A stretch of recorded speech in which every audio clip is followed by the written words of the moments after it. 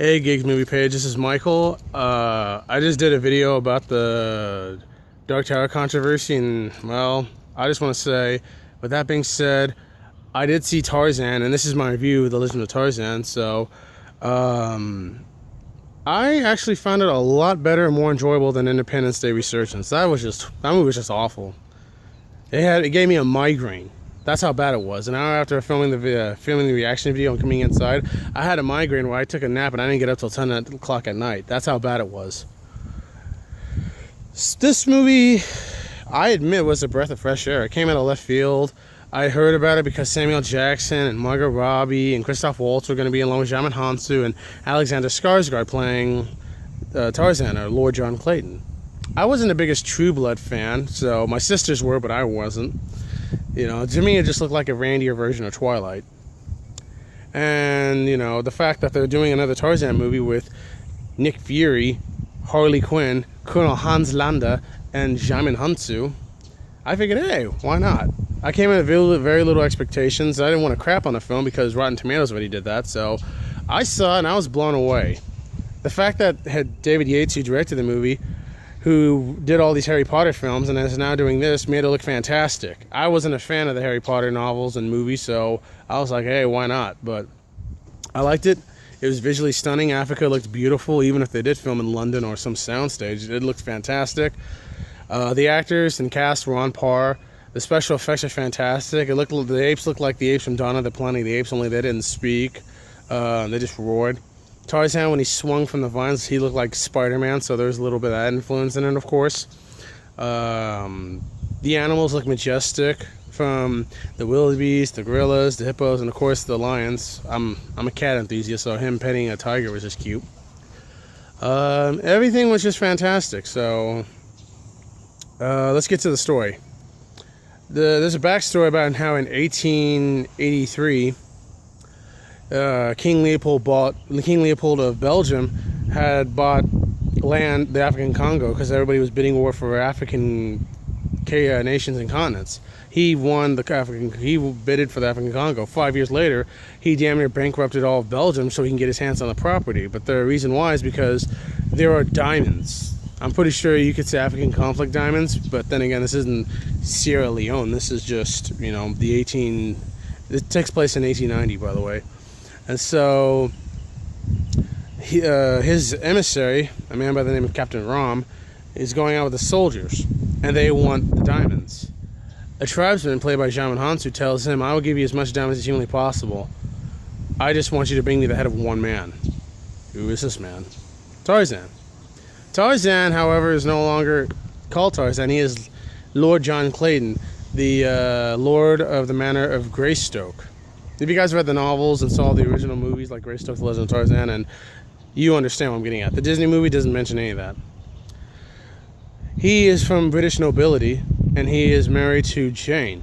However, he is being asked by the British emissary to go to Africa on behalf of King Leopold's invitation. He says no, but at the same time he meets an American named Dr.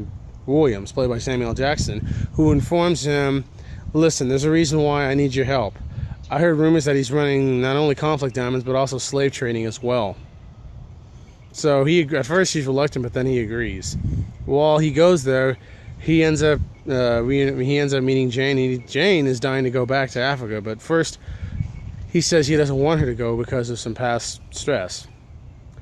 So he says as long as she stays with an African tribe that raised Tarzan and her when they were children, she can come along. So they go to Africa, and they meet up with a tribe who raised Jane, whose father taught English to the tribe. He was a missionary, and Jane was raised by these folks. And then, of course, they know who Tarzan is.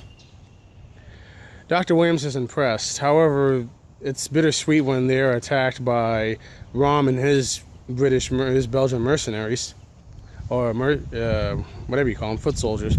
And so when they attack and kidnap Jane and also try to kidnap Tarzan, Dr. Williams saves Tarzan, but he couldn't get Jane, and so it becomes a chase of who can get to the coast faster, Tarzan with Dr. Williams and the tribe, or Rom with Jane as hostage. And while this is happening, Rom is trying to get more Belgian mercenaries, 20,000 of them, to come and take over the Congo.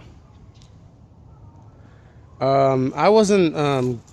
I think Alexander Skarsgård did a fantastic job. I've only seen him in Battleship and a couple other things. You know, I watched a couple episodes of True Blood. I wasn't the biggest fan. I was watching Sons of Anarchy when that came out.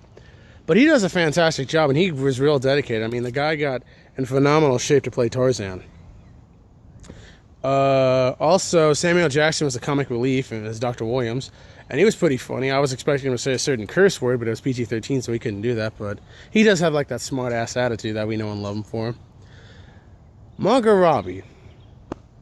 She actually played an American. I thought she was going to play somebody British, but it's just like, it's hard because we all know she's Australian, but she always plays American characters.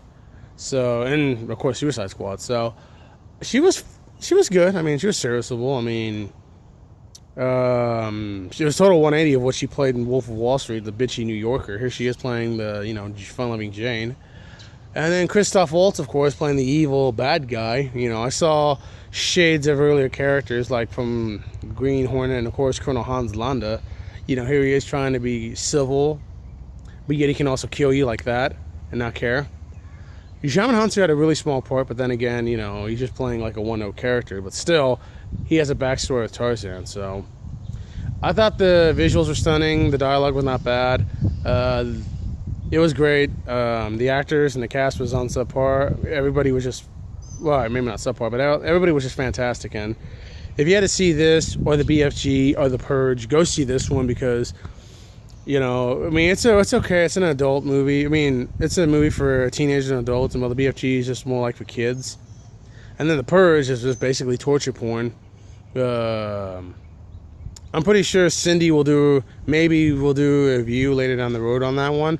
She did one for The Conjuring, but it wasn't filmed. So with that being said, I give Tarzan a see it. Just check it out. It's fantastic. And I think at the end, they have a theme song. I don't know who performed it. It sounded like Loin Blanc or John Legend. I don't know who it is. I got to Google it, but I thought it was fantastic and a fitting end to the movie. So thanks once again, and this has been Gigg, out.